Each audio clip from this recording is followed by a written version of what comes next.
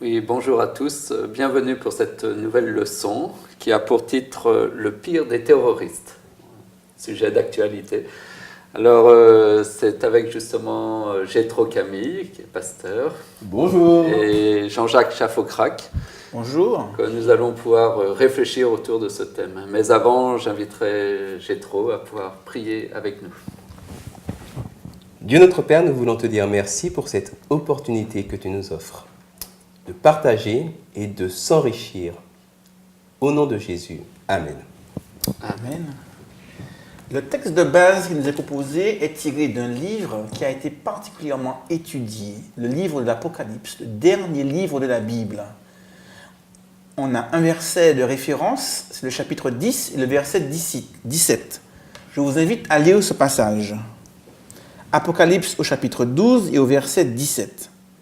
Et le dragon fut irrité contre la femme, et il s'en alla faire la guerre au reste de sa postérité, à ceux qui gardent les commandements de Dieu et qui retiennent le témoignage de Jésus. Le livre de l'Apocalypse est un livre qui utilise beaucoup d'images, un livre qui est parfois difficile à comprendre et que les spécialistes étudient depuis de nombreuses années. Un livre qui a été écrit à la fin du 1er siècle de notre ère, aux environs des années 90 après Jésus-Christ, par un disciple, le disciple préféré de Jésus, l'apôtre Jean. Quand il écrivait l'Apocalypse, il était dans une situation assez difficile parce qu'exilé sur l'île de Patmos à cause de sa foi. Et alors qu'il y était, Dieu va l'interpeller par des visions. Et c'est à l'occasion de ces visions qu'il va voir des choses, découvrir beaucoup de choses liées à son temps, liées à l'histoire de l'Église, liées à la fin des temps. Et il mettra tout cela par écrit. Et c'est ce qui va donner ce livre qu'on appelle aujourd'hui le livre de l'Apocalypse. Un livre dont le nom veut dire la révélation. Lorsque Jean écrivait, la situation était difficile non seulement pour lui, mais pour de nombreux chrétiens. Parce qu'à l'époque de Jean, à la fin du 1er siècle de notre ère, sur le règne de l'empereur Domitien, eh bien, il y avait une certaine forme de persécution par rapport aux chrétiens qui ne voulaient pas pratiquer le culte de l'empereur et qui avaient une foi, une doctrine, une croyance qui ne leur permettait pas de s'impliquer dans la vie politique, dans la vie de la cité, comme les païens le faisaient habituellement. J'aimerais donc décrire des choses qui sont interpellables pour les hommes de son temps, pour les chrétiens de son temps, mais également pour les chrétiens de toutes les générations, et notamment pour les chrétiens qui vivront les derniers moments de l'histoire de ce monde.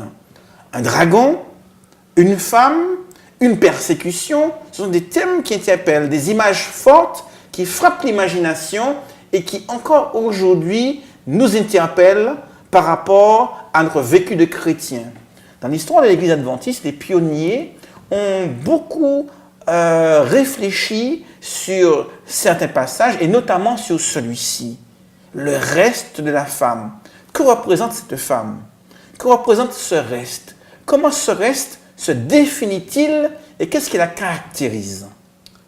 Alors, ce reste dans la Bible est toujours un reste qui se caractérise non seulement par sa fidélité, mais par son intérêt pour autrui. C'est un reste qui ne se focalise jamais sur son propre statut, qui n'est pas obsédé par sa situation propre, fût-elle spirituelle, mais qui cherche à rester fidèle au Seigneur et à glorifier le nom de Dieu, quoi qu'il advienne. Alors, comment se comporte ce reste?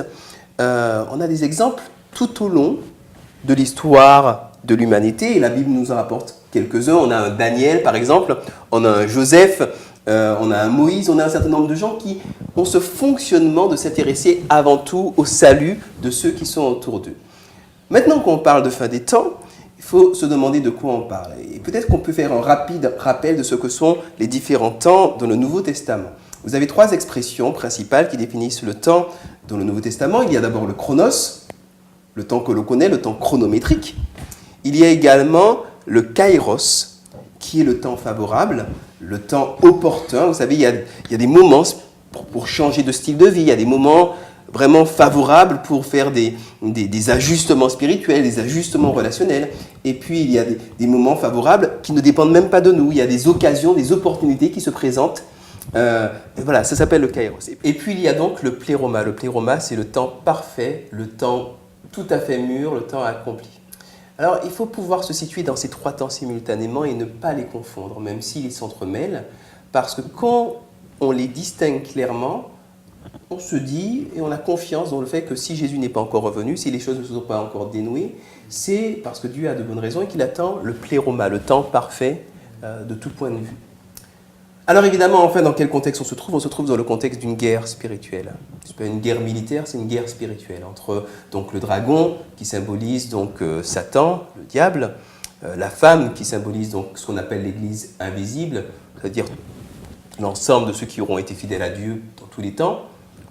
Et puis enfin, on a donc ce reste qui est un peuple particulier, entre guillemets à l'intérieur, si l'on veut, qui se trouve dans un contexte vraiment particulier de persécution contre ceux qui gardent la foi de Jésus et qui gardent les commandements de Dieu.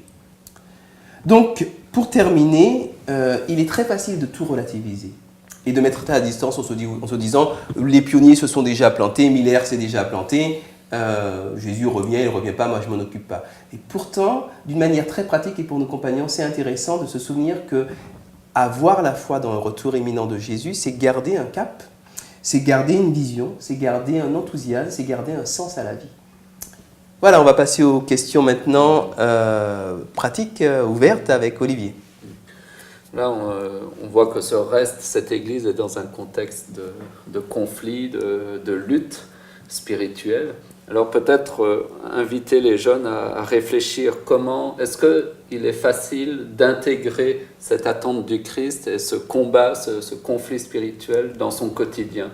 Comment le faire, comment le vivre, comment se préparer peut-être, comment faire face à toutes ces difficultés, ces épreuves, ces tentations.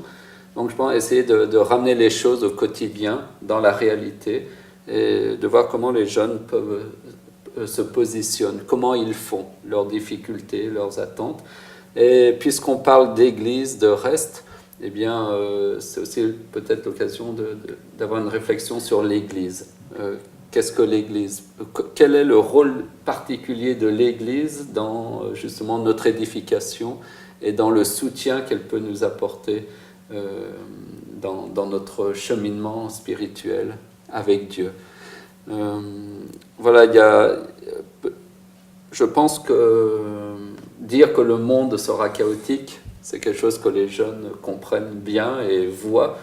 Mais je pense qu'il est important de pouvoir montrer aussi l'espérance qui s'attache à la parole, qui s'attache à la promesse, cette espérance du retour du Christ, et qui, même si elle semble tarder, eh bien, Dieu ne tarde pas dans sa promesse. Et s'il dit qu'il revient bientôt, certains théologiens ne voient pas de retard dans la venue du Seigneur, mais plutôt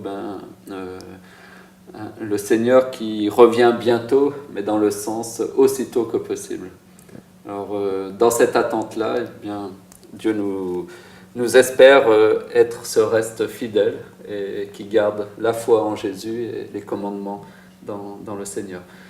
Merci pour votre attention et à la semaine prochaine pour une nouvelle étude. Merci à vous.